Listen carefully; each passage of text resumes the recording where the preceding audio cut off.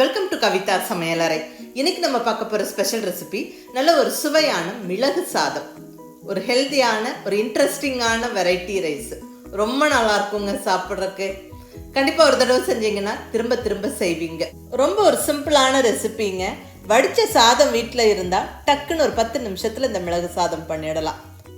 மிளகு சாதம் அப்படின்னு சொல்லும்போது ரொம்ப காரலாக இருக்குமோ அப்படின்னு ஒரு சிலர் யோசிப்பீங்க. பட் இது அப்படி இருக்காதுங்க. ஏன்னா இங்கே செய்கிற பக்குவம் அப்படி, நம்ம செய்கிற மெத்தடில் அது ரொம்ப நல்லாயிருக்கும். ரொம்ப ஒரு இன்ட்ரெஸ்டிங்கான டேஸ்ட்டோடு இருக்கும். நீங்கள் கண்டிப்பாக செஞ்சு பார்க்க வேண்டிய ஒரு ரெசிபின்னு சொல்லுவேன். வாங்க அருமையான மிளகு சாதம் எப்படி பண்ணுறதுன்னு பார்க்கலாம். இங்கே 1 கப்பு ரைஸை நல்லா கொஞ்சம் உதிரி உதிரியாக வடித்து எடுத்து வச்சுருக்கேங்க. சாதம் இப்படி உதிரி உதிரியாக இருக்கிறது மெயின். ஸோ கண்டிப்பாக உதிரி உதிரியாக செஞ்சுக்கோங்க.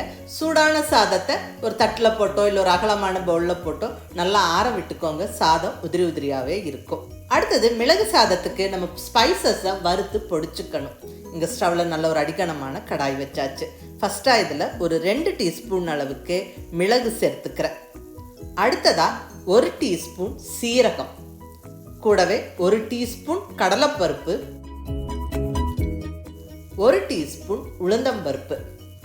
இப்படி மிளகு சாதத்துக்கு வெறும் மிளகுத்தூள் மட்டும் சேர்க்காம மிளகு கூட இப்படி சீரகம், உளுந்தம்பருப்பும் கடலைப்பருப்பும் வறுத்து பொடிச்சு சேர்க்கும் போது அந்த காரலும் கொஞ்சம் கம்மியாகும், டேஸ்ட்டும் தூக்கலாக இருக்குங்க.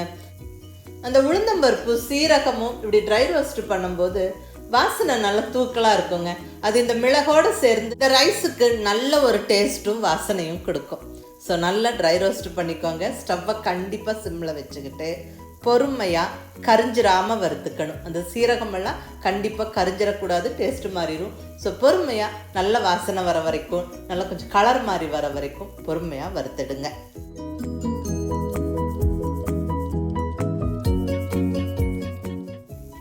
பாருங்க, இந்த அளவுக்கு நல்லா வறுப்பட்டதுக்கப்புறம் இப்போ இதை எடுத்து ஒரு மிக்சி ஜாரில் போட்டுடலாம். இப்போ மிக்சி ஜாரில் கம்ப்ளீட்டாக சேர்த்தாச்சு. நல்ல ஒரு ஃபைன் பவுடராக பொடிச்சிருவோம். பாருங்கள், இந்த அளவுக்கு நல்லா பொடிச்சுக்கணும். நல்ல கமகமன்னு வாசனையோட மிளகு சாதத்துக்கு பொடி ரெடி. அடுத்தது மிளகு சாதம் தாளிச்சிடலாங்க. இங்கே ஸ்டவ்வில் கடாய் வச்சாச்சு. ஒரு 2 டேபிள் ஸ்பூன் அளவுக்கு நெய் சேர்த்துக்கிறேன். இந்த மிளகு சாதம் தாளிக்கிறதுக்கு நெய் தாங்க பெஸ்ட்டு. அந்த மிளகோட காரலும் கொஞ்சம் கம்மியாகும், வாசனையும் டேஸ்ட்டும் அப்பா தூக்கலாக இருக்குங்க. நெய் சேர்க்கிறது நல்லதும் கூட, ஹெல்த்துக்கும் நல்லது. பெஸ்ட்டான ஆப்ஷன் நெய் தான். பட் நெய்யை தவிர குக்கிங் ஆயில் ஏதாவது சேர்த்துக்கலாமான்னு கேட்டிங்கன்னா சேர்த்துக்கலாங்க. நல்லெண்ணெய், தேங்காய் பெஸ்ட்டாக இருக்கும். இப்போ நெய் நல்லா சூடாயிடுச்சு. இப்போ இதில் ஒரு 1/2 டீஸ்பூன் கடுகு, 1/4 டீஸ்பூன் சீரகம் சேர்த்து நல்லா பொரிய விட்டுறலாம்.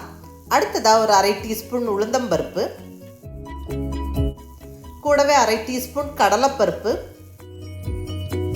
அடுத்ததாக 1 கொத்து ஃப்ரெஷ்ஷான கருவேப்பிலை, கூடவே தாளிப்பு மிளகாய் 4 உருண்டை மிளகாய் சேர்த்துக்கிறேன். அடுத்தது 1 டேபிள் ஸ்பூன் அளவுக்கு வறுத்த வேர்க்கடலை, கூடவே 1 டேபிள் ஸ்பூன் அளவுக்கு உடைச்ச முந்திரி பருப்பு. இந்த முந்திரி பருப்புல எவ்வளோ வேணாலும் நம்ம சேர்க்கலாம். இந்த முந்திரி பருப்பு, வேர்க்கடலையெல்லாம் இந்த மாதிரி வெரைட்டி ரைஸஸ் செய்யும் போது நம்ம சேர்த்தா சாப்பிட்றதுக்கு ரொம்ப இன்ட்ரெஸ்டிங்காக இருக்குங்க. நல்லா க்ரன்ச்சியாக இருக்கும். ஸோ மிஸ் பண்ணாமல் சேர்த்துக்கங்க. நல்லா ஒரு 2 நிமிஷம் வறுத்து விடுங்க. அந்த முந்திரி பருப்பெல்லாம் நல்லா கொஞ்சம் செவந்து வரட்டும்.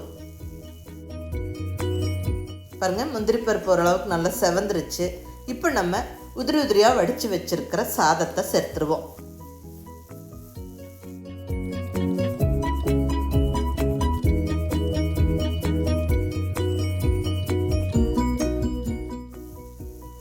சாதம் சேர்த்து ஒரு குயிக் மிக்ஸ் கொடுத்துருவோம்.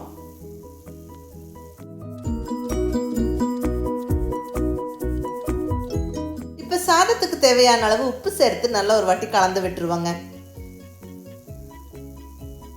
அடுத்ததாக நம்ம பொடிச்சு ரெடியாக வச்சிருக்கிற அந்த மிளகு பொடியை சேர்த்துருவோம். அதாவது மிளகோட உளுந்தம்பருப்பு, கடலைப்பருப்பு, சீரகம்லாம் சேர்த்து வறுத்து பொடிச்சிருந்தோம் இல்லைங்களா, அந்த கமகமன்னு வாசனையோட அந்த மிளகு பொடியை சேர்த்து விட்டு நல்லா கலந்து விட்டுறலாம். நல்லா ஈவனாக கலந்து விட்டுருங்க. நல்லா கலந்தாச்சு. நல்ல கமகமன்னு வாசனையாக இருக்குங்க. அந்த நெய் வாசம், தாளிப்பு வாசம், அந்த மிளகு பொடியோட வாசம் எல்லாம் ஒன்று சேர்ந்து ஆஹா அப்படியே கமகமன்னு இருக்குங்க. அவ்வளோதாங்க, அருமையான மிளகு சாதம் ஜம்முன்னு ரெடி ஆயிருச்சு. இது ஒரு சிம்பிளான ரெசிபிங்க, கண்டிப்பாக ஹெல்த்தியானது. கொஞ்சம் ஒரு இதமான சூட்டில் அந்த நெய் மணக்கும் தாளிப்பு வாசனையோட இந்த மிளகு சாதம் ரொம்ப நல்லாயிருக்கும். நல்ல தொண்டைக்கு வயிற்றுக்கெல்லாம் ரொம்ப நல்லது. மிஸ் பண்ணாமல் ட்ரை பண்ணி பாருங்கள், ரொம்ப பிடிக்கும் எல்லாருக்கும். செஞ்சு பார்த்தீங்கன்னா கண்டிப்பாக திரும்ப திரும்ப செய்வீங்க. செஞ்சு பார்த்துட்டு எப்படி இருந்ததுன்னு உங்கள் ஃபீட்பேக் சொல்லுங்கள்.